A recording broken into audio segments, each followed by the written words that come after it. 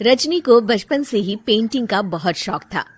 वो हमेशा से ही पेंटर बनना चाहती थी, पर उसके माँ और पिताजी ने उसको कभी भी इस चीज के लिए सपोर्ट नहीं किया और उसकी शादी नीरव से हो गई। नीरव रजनी को बहुत प्यार करता था, पर रजनी हमेशा चुपचाप ही रहती। वो इस शादी से खुश नहीं थी। वो ये शादी नहीं करना चाहती थी। उसे तो हमेशा से पेंटर जो बनना था। अपने इस सपने को वो नहीं पूरा कर पाई, इसलिए वो हमेशा उदास रहती थी। रजनी, बहुत ही बढ़िया फिल्म लगी है, कल देखने चले? नहीं जी, कल मुझे बहुत काम है, मैं नहीं जा पाऊंगी। अच्छा तो कोई बात नहीं, संडे को चलते हैं। देखिए, मुझे फिल्म देखना पसंद नहीं है। आपको जाना है तो चले जाइए। नीरव को मना करके रजनी वहां से चली जाती है और अपने बैग को खोलकर उसमें बंद पड़े ब्रश और कलर्स को देखकर रोने लगती है। रजनी, चलो ना कहीं बाहर खाने चलते हैं, कुछ तुम्हारी पसंद का। जी, मुझे नहीं जाना, मेरी तबीयत ठीक नहीं है। रजनी वहां से चली जाती है। नीरव को समझ नहीं आता कि रजनी उससे इतना दूर क्यों रहती है। वो जब भी उसके साथ वक्त बिताना चाहता है, रजनी कोई ना कोई बहाना बना देती है। एक दिन घर पर कोई नहीं था। रजनी घर का सारा काम जल्दी से खत्म कर लेती है। घर पर अकेले होने के कारण वो सोचती है कि वो आज पेंटिंग करेगी। वो अपने कमरे में जाकर पेंट ब्रशेस और कलर्स निकालकर जैसे ही कलर मिक्स कर रही होती है कि दरवाजे पर बेल बज जाती है। अब कौन आ गया इस वक्त? इतनी मुश्किल से तो मुझे पेंट करने का मौका मिला है। रजनी दरवाजा खोलती है तो उसकी सास अपनी सहेलियों के साथ खड़ी होती है और सब घर के अंदर आ जाते हैं। अरे बहू, सबको शरबत बनाकर पिला दे, बाहर तो बड़ी गर्मी है। उफ। जी। रजनी पेंट ना कर पाने से उदास हो जाती है। उसे गुस्सा भी आ रहा होता है कि उसने इस शादी के लिए हाँ क्यों कह दी। वो रसोई में जा रही होती है कि उसकी सास उसे रोकती है। बहू, सबके खाने का भी इंतजाम कर लेना, आज का लंच तो ये सब यहीं करेगी। हाँ। रजनी बिना कुछ कहे रसोई में चली जाती है। सबके लिए खाना बनाती है। सब खाना खाते हैं और रजनी घड़ी देखती है कि ये सब कब जाएंगे ताकि वो अपनी पेंटिंग कर सके। जब शाम होती है तब सब चले जाते हैं अपने घर। अरे बहू, सब तेरे खाने की तो बहुत तारीफ कर रहे थे, सबको बहुत अच्छा लगा खाना। आपको मुझे सुबह बताना चाहिए था ना कि आपकी सहेलियां आ रही है। पता भी है कितना वक्त लगा सारा खाना बनाने में।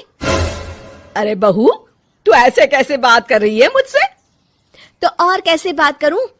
मैं इस घर की कोई नौकरानी नहीं हूं कि इतना काम करूंगी। रजनी अपने कमरे में जाकर दरवाजा बंद कर लेती है। शाम को जब नीरव आता है तो उसकी माँ उसे पूरी घटना के बारे में बताती है। क्या रजनी ने आपसे इस तरह बात की माँ? हाँ, और पता नहीं उसे क्या हो गया है, शाम से बाहर भी नहीं आई है। मैंने तो कई बार आवाज दी, खाना भी नहीं खाया उसने। तू ही बात करके देख ले बेटा। नीरव अपने कमरे का दरवाजा खटखटाता है। रजनी, दरवाजा खोलो, मैं हूं। रजनी दरवाजा खोलती है और फिर वापस जाकर अपने बिस्तर पर लेट जाती है। रजनी, माँ से बात करने का ये क्या तरीका है? मैंने कोई गलत बात नहीं की है। अरे तुम क्यों ऐसे बर्ताव कर रही हो सबके साथ? क्या तुम इस शादी से खुश नहीं हो? रजनी कुछ नहीं बोलती। अरे बताओ मुझे रजनी, क्या ये शादी तुम्हारी मर्जी के खिलाफ हुई है? हाँ, मैं ये शादी कभी नहीं करना चाहती थी। तुमसे क्या, मैं किसी से भी शादी नहीं करना चाहती थी। रजनी रोने लगती है। चुप हो जाओ रजनी, बताओ मुझे, तुम क्यों नहीं करना चाहती थी शादी? रजनी बेड के नीचे से अपने पेंटिंग्स, कलर्स, ब्रश, पेपर्स निकालती है। इतने में उसकी सास भी कमरे में आ जाती है। ये देख रहे हो, ये थे मेरे सपने। मैं पेंटर बनना चाहती थी, पर माँ पापा ने कभी सपोर्ट नहीं किया और मेरी शादी करवा दी। मेरे सारे सपने टूट गए। हर वक्त बस गुस्सा आता रहता है मुझे। मैं जानती हूँ कि आप लोगों की इसमें कोई गलती नहीं है, पर मैं क्या करूं, मुझे समझ में नहीं आता।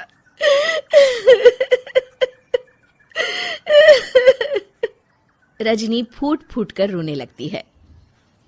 मुझे माफ कर दीजिए, आप दोनों के साथ मैं बहुत बुरा बर्ताव कर रही हूँ। अरे रजनी बेटा, चुप हो जाओ तुम। नीरव पानी लेकर आता है। ये लो पानी पियो और शांत हो जाओ।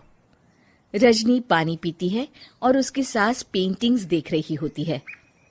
अरे नीरव, हमें तो पता ही नहीं था कि हमारी बहू कलाकार है।